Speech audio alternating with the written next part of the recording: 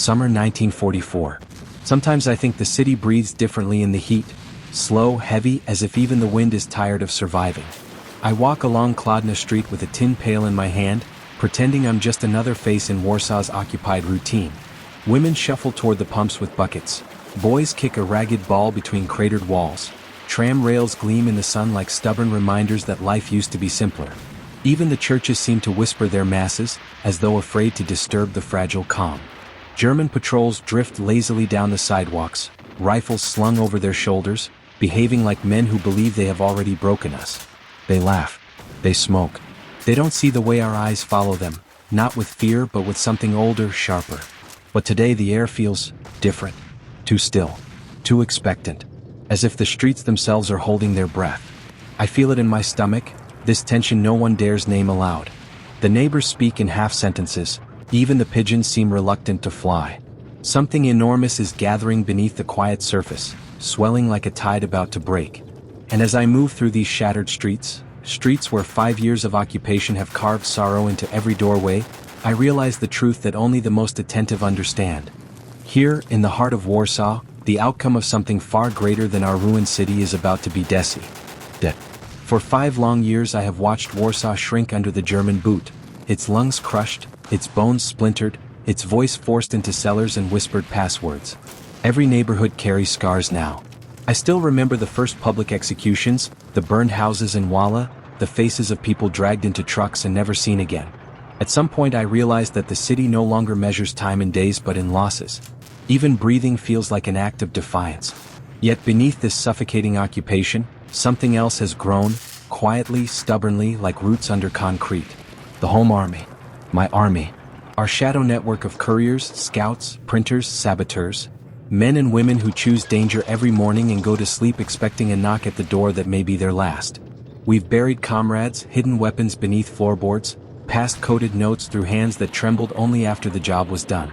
Germans crushed every earlier spark of rebellion, but the sparks kept multiplying in the dark. Now, in the summer of 1944, the war's thunder approaches from the east. Every night I hear the rumble, Soviet artillery rolling closer after their victories at Stalingrad and Kursk. People whisper that liberation is near, that the Red Army will drive the Germans out and lift us from this nightmare. But others, like me, feel a colder truth under the hope. Moscow liberates only to claim. I've heard enough stories from Vilnius and Lwów to know that the Soviets bring their own chains, forged differently but just as heavy. The Germans sense this shift too. Their uniforms look grimmer now, their patrols tighter, their smiles thinner. They know they're losing the war, but Warsaw still matters to them, symbolically, strategically. They want to hold the city as a fortress, as proof that their empire hasn't begun to collapse. And we, the home army, want something else entirely, to rise before the Soviets arrive, to show the world we can free our own capital with our own hands. 4 months, our commanders have whispered about a moment when the city would strike as one body and one soul, raising the white and red flag above its ruins. The problem is that every force involved, Germany, the AK, the Soviets, wants a different future for the same dying city. And caught between these giants, Warsaw becomes a knot pulled tighter by the hour, a place where all the hopes and hatreds of this war collide. In July, the city seemed to pulse with a secret rhythm only we could feel. Every whisper, every coded knock, every hurried step in a stairwell felt like part of a single heartbeat pushing us toward the moment we had waited for since 1939. Operation Tempest. Our chance to rise, to seize the city before anyone else could claim it. When the message came down the chain that General Borko-Moravsky had set W hour for August 1st, 1700 hours, I felt the world tilt slightly, as if Warsaw itself had exhaled after years of holding its breath. In the basement where my platoon gathered, the air smelled of oil, damp concrete, and anticipation. We cleaned the few rifles we had, passing them from hand to hand like relics. Some weapons were older than we were. Others were crude, homemade, good for a single burst before jamming. We prepared Molotov cocktails by candlelight, funneling gasoline into bottles while someone drew maps on an old newspaper spread across the floor. Every line, every arrow felt like a promise. Morale was strangely high, almost too high for a city that had been starved and terrorized for so long. The Red Army's artillery thundered beyond the Vistula, and we told ourselves it meant everything was aligning. Surely the Soviets would support us once we struck. Surely they would see our uprising as a shared fight against the Germans. We repeated these words even when doubt flickered in our chests. On the afternoon of August 1st, as the sun slid lower, I moved through the streets with an armband hidden under my shirt and a pistol too small to reassure anyone. Civilians drifted past me, unaware that history was minutes away from exploding. My heart hammered so loudly I thought the Germans might hear it.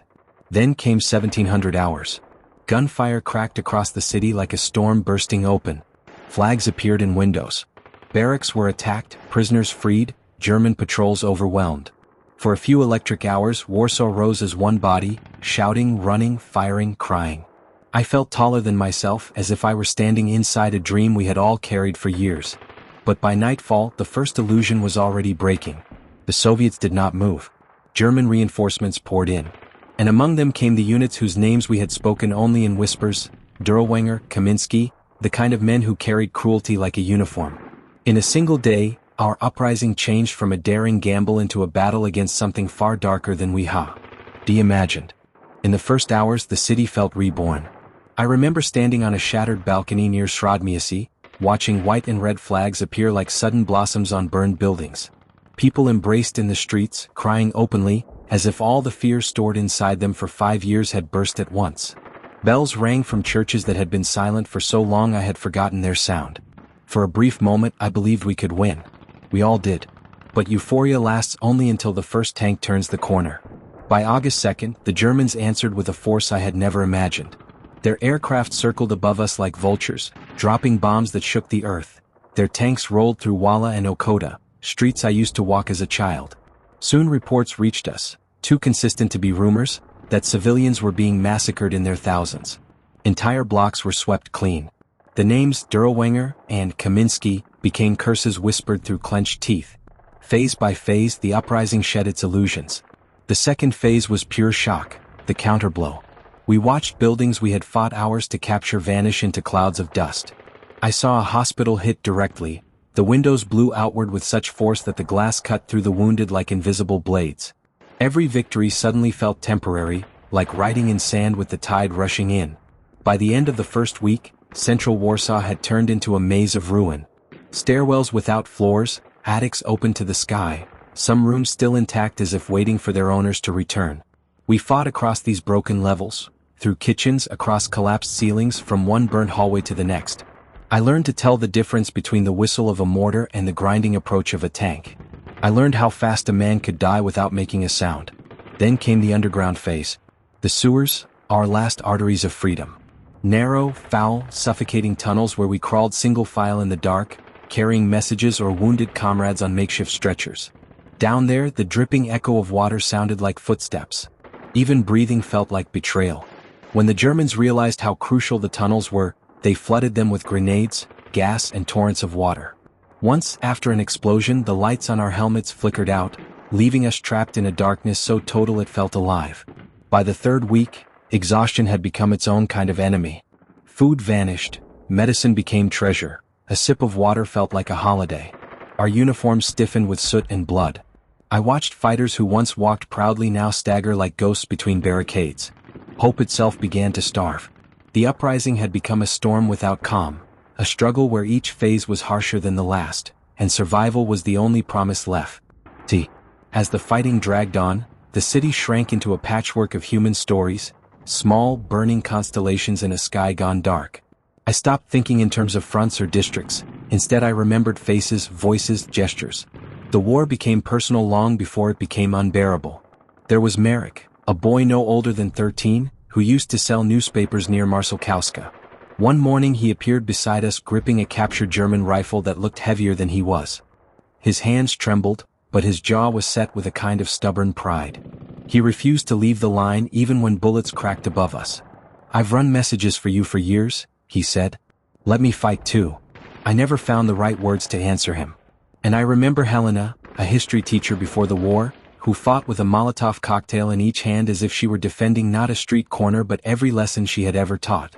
Her glasses were always smudged with ash. She wiped them with the sleeve of her uniform even during gunfire. When a tank appeared at the end of the street, she stepped forward with a cry so fierce it startled even us. The explosion that followed shook every window but the tank burned. In the field hospital, a school cellar lit by candles, nurses worked with a devotion that bordered on madness. When bandages ran out, I saw one girl cut off a lock of her own braid to stitch a wound. The smell of blood mixed with paraffin and damp concrete. The groans of the wounded became the rhythm of our days. Yet those women kept smiling at us, whispering that we would make it through. Civilians suffered beside us. Mothers dividing a single potato into 6 slices, always pushing the largest toward their children. Old men carrying buckets of water through artillery fire as calmly as if crossing a street. People who had lost everything still shared whatever bit of food or warmth they had left. And then there were the children, the sewer messengers, thin shadows slipping into the tunnels with notes tucked in their belts, preferring the choking darkness to the flames on the streets. When they returned, covered in filth but alive, we treated them like heroes. Some nights, amid the ruin, I heard unexpected kindness. A German prisoner given water by a civilian woman, a medic comforting a dying stranger with a lullaby. Small sparks of mercy flickered in the smoke, fragile but defiant. Death was everywhere. But so was the refusal to surrender the last pieces of our humanity. In those days each of us clung to something, a memory, a promise, a face we hoped to see again. Perhaps that is what kept Warsaw breathing even as it burned. By September the old town felt less like a district and more like a wounded creature still fighting to breathe. Its cobbled streets, once alive with cafes and Sunday laughter, had become trenches of broken brick and drifting smoke. Every building was either burning, collapsing, or already gone. Yet this ruin, this shattered heart of Warsaw, was our fortress and we clung to it as fiercely as it clung to us. Ammunition dwindled to a handful of bullets per man. Water became a rumor passed from mouth to mouth. Hunger gnawed at us with a persistence greater than any German assault. I watched fighters scrape soot from walls just to wet their tongues, and children searching pockets of dead soldiers for crumbs. Still we held on, convinced that somehow someone would come. But the enemy moved with the patience of executioners. Tanks rumbled down the alleys, crushing barricades under their treads. Luftwaffe bombers roared overhead, dropping payload after payload until whole blocks folded like paper igniting from within. Flamethrowers swept through houses, climbing stairwells, licking across ceilings, swallowing families who had hidden in basements thinking stone would protect them. The air grew so hot that breathing felt like inhaling fire. In those final days we fought in fragments. A room here, an attic there. I remember defending a staircase that no longer had a building attached to it. When night fell, we retreated into the sewers, the last veins of the dying city. Down there, wounded men whispered prayers. Others slipped into hallucinations. More than once, I crawled past bodies washed against the walls by water the Germans had flooded in. On September 2nd, our commanders ordered the last groups to escape through the tunnels. I crawled for hours, soaked and half-conscious, hearing explosions above us like distant thunderstorms. When we emerged near Śródmieście, the night air felt unreal, too wide, too open, too bitter with smoke. After 63 days, our bodies could go no further. On October 2nd, the Home Army capitulated, not in spirit, but in exhaustion. We laid down our weapons with the quiet dignity of people who had nothing left to give. Then came the final cruelty. By Hitler's direct order, German units began methodically burning and blowing up whatever still stood. Churches, homes, museums, libraries, reduced to ash. By the end, about 85% of Warsaw was gone. Tens of thousands of civilians had been murdered. Whole families existed only as names spoken through tears. There was no victory, only the unbearable cost of refusing to live on our knees.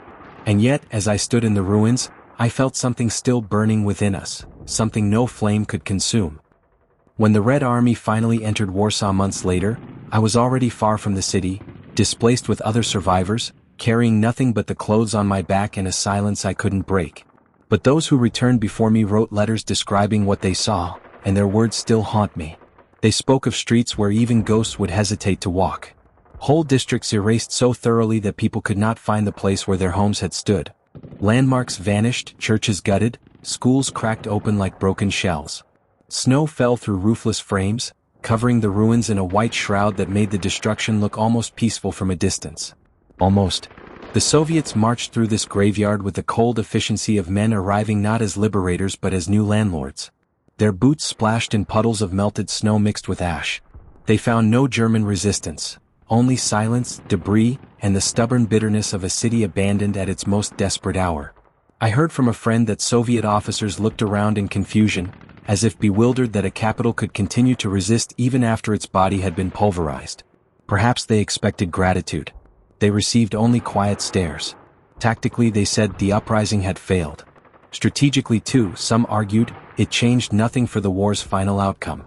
But in the hearts of those who survived, and in the memory of a nation that refused to die, it became something far greater than strategy. It became proof that even crushed to dust, Warsaw would not bow. In the years that followed, reconstruction began slowly. Bricks were salvaged from rubble, streets were redrawn, neighborhoods rose again like stubborn seedlings pushing through scorched earth. Yet no amount of rebuilding could erase the weight of those 63 days. Their shadow stretched into every home, every classroom, every whispered story shared across dinner tables. Children grew up hearing names of districts spoken like elegies: Walla, Okota, Old Town, each carrying its own cemetery of memory. Sometimes I walk through the rebuilt streets and feel the echo of footsteps that once ran beside mine. At monuments and cemeteries I read the names of friends who never saw the war's end. And every August, when the sirens wail at 5 o'clock, the city freezes. Cars stop, conversations halt, and Warsaw stands still. 1 minute of silence for the uprising that shaped us, destroyed us, and yet somehow saved something essential in us. In quiet moments I ask myself the same question that years of history books have not answered. If the world had chosen differently, if help had come, if politics had bent, if mercy had outweighed ambition, would Warsaw's fate have changed? I don't know. But I do know this. The memory of those days remains our warning, our wound, and our testament. A reminder that freedom is never given, only fought for, and often at a price too heavy for words alone to carry.